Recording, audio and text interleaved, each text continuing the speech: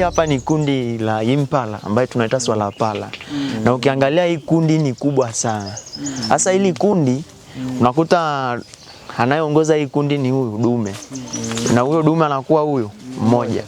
Huyu dume wa Impala ana uwezo wa kumiliki majike hata 30 au 60.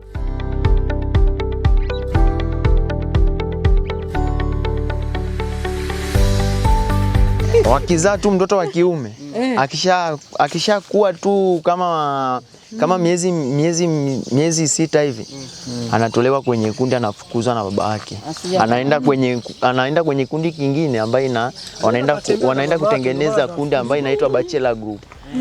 Yes.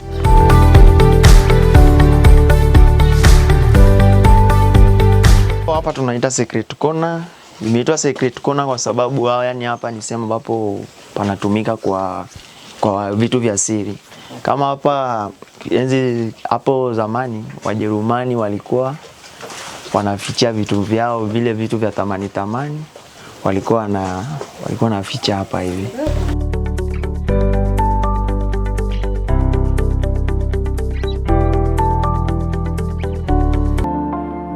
BRELA